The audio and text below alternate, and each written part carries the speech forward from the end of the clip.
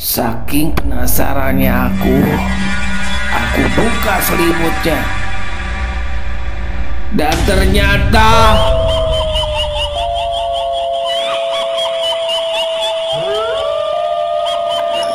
sosok yang semalam ada lagi di kamar dan tidur di kasur aku.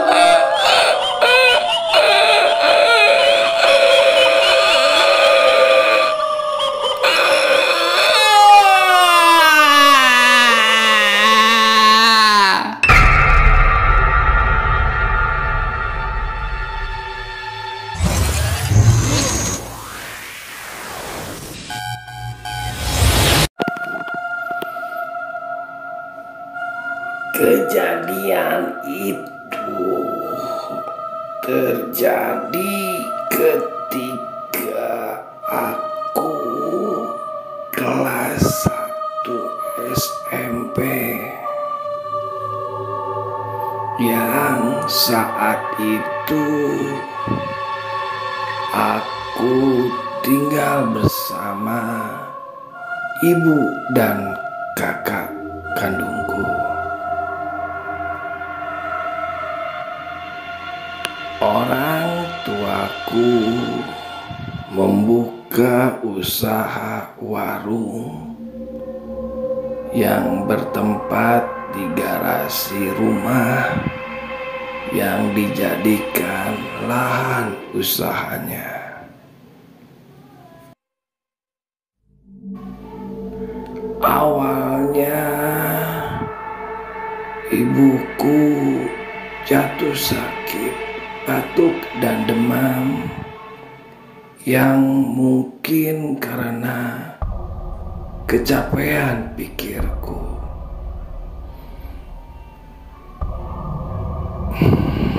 Tapi ternyata sudah 3 bulan ibuku sakit dan tidak kunjung sembuh.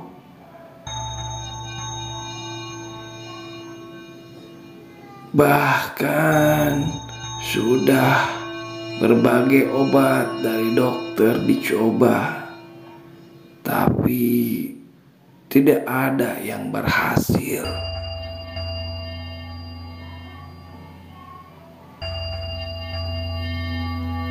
Ada yang bilang katanya ibuku disantet.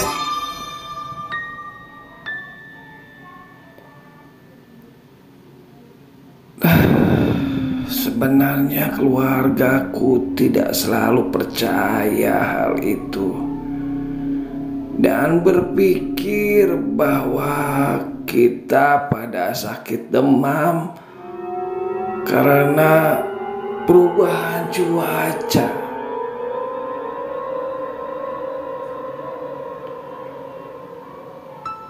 Sampailah pada malam, aku ingat malam itu malam Jumat.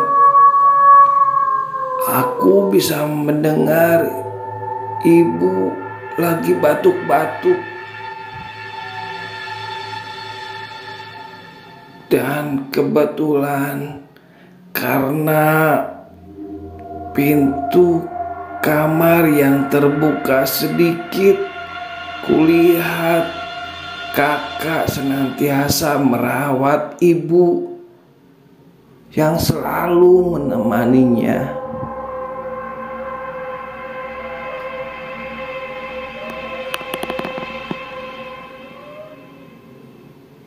Aku yang hanya bocah SMP ini hanya bisa melihat ibuku yang terkapar lemah dan selama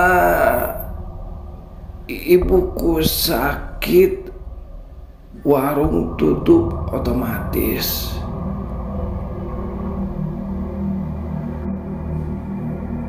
Ketika Aku sedang rebahan di kursi ruang tamu. Namun terdengar suara bisiknya ada di warung. Seperti ada orang yang memainkan peralatan yang ada di warung. Saya pun bergegas dan berteriak, "Woi, woi, woi, dalam siapa? Woi!" Saya pun segera buka pintu lalu masuk ke dalam. Dan ternyata, ya Allah, berantakan sekali warung Mama. Saya berpikir mungkin tikus. Dan beberapa lama kakakku datang menyusul dari belakang. Kakak kaget melihat warung yang sudah berantakan. Belum sempat aku cerita, kakak langsung memarahi aku. "Hei, kamu ngapain malam-malam di sini? Ngeberantakin warung pula. Udah tau Mama lagi sakit, bikin gaduh aja. Beresin!" Kakakku langsung pergi sambil mengunci pintu yang membuat aku terkunci di dalam warung. Aku yang masih kecil ketika itu menangis, menahan rasa takut karena kondisi warung pada waktu itu gelap. Teh buka teh, teh buka teh. Sambil aku menggedor-gedor pintu, teh.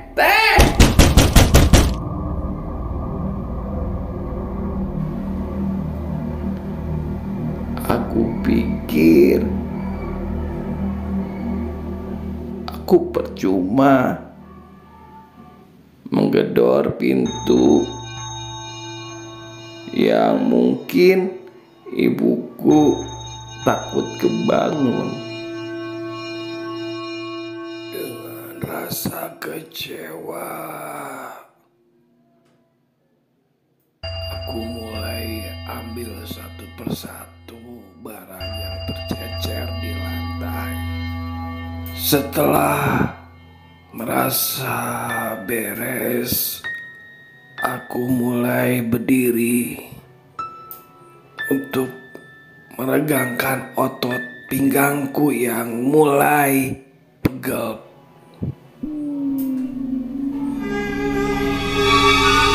Namun tiba-tiba ada sosok yang tepat berdiri di depan mukaku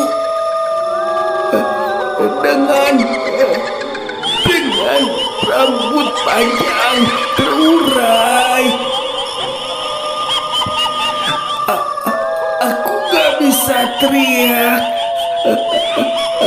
Aku hanya bisa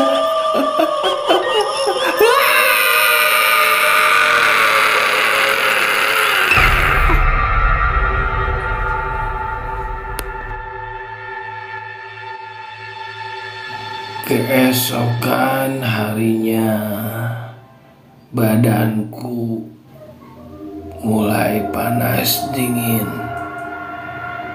Mungkin karena kejadian semalam tadi. Dan kakakku juga menghampiri. Aku yang terbaring lemas di kasur. Kakak bilang dia mau pergi untuk menebus resep dokter yang ada di apotek buat Mama. Dan dia juga bilang mau membelikan obat buat aku supaya lekas sembuh.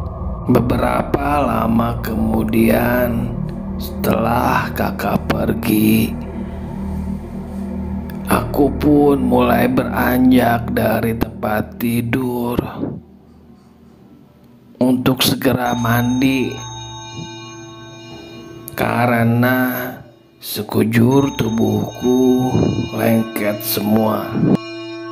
Setelah mandi, ternyata badanku agak mendingan, gak merasa panas, dingin, dan menggigil. Dan aku pun balik lagi menuju kamar setelah lihat kondisi mama yang masih terkapar di tempat tidur. Sesampainya di kamar, aku heran kenapa ada orang yang lagi tiduran di kasur saya. Aku pikir, Teteh ngapain tidur di sini?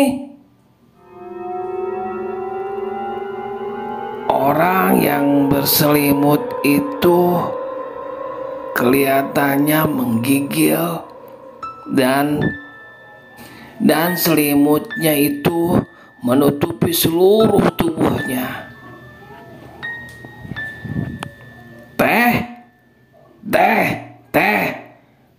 Teh bangun teh. Ngapain Teteh di sini? Teteh ngapain tidur sini? Bangun teh, kasihan itu mama. Dia masih terdiam, namun masih menggigil. Seluruh selimutnya bergetar semua. Teh, jangan bercanda teh. Mana obat buat mama? Kasihan tuh mama. Sambil aku goyang-goyang badannya, tapi tetap aja kakakku masih terdiam dan menggigil. Saking penasarannya aku buka selimutnya. Dan ternyata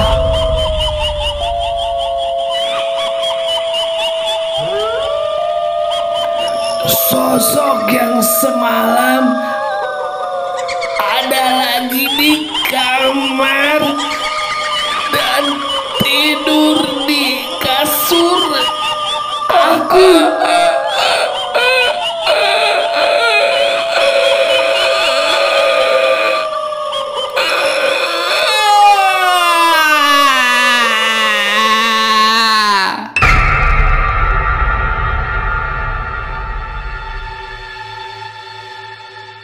Mungkin aku pingsan. Soalnya ketika aku bangun, aku sudah dikerumunin sama orang-orang yang lagi ngaji. Dan aku terperanjat ketika Pak Ustadz meminta aku minum dari gelas yang mungkin sudah dikasih doa. Setelah aku siuman, aku mulai bercerita kepada Pak Ustadz kenapa keluargaku jadi terpuruk begini. Dan Pak Ustadz pun tersenyum. Dan Pak Ustadz bilang sering rajin sholat, baca Quran. Dan Pak Ustadz pun meminta aku temenin buat pergi ke dapur, buat meminta segenggam garam. Lalu garam itu dibacakan doa, dan akhirnya meminta saya untuk menebar-nebarkan garam itu ke seluruh ruangan yang ada di rumah saya. Mungkin kita kurang dekat sama yang menciptakan kita. Seminggu setelah kejadian, keluargaku berangsur-angsur mulai membaik. Setelah keluar paku dari kaki mama, juga ada pecahan kaca dan rambut yang keluar dari dada mama. Mama pun sembuh total. Begitu juga dengan warung keluarga kami yang asalnya setiap hari diselimuti dengan bau bangkai. Sekarang sudah tidak ada.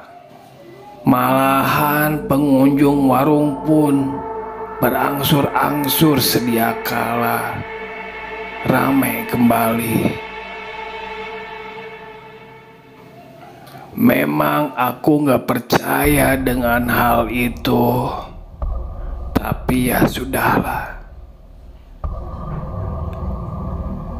Orang yang sudah zolim ke keluarga kami, biarlah Allah yang membalasnya.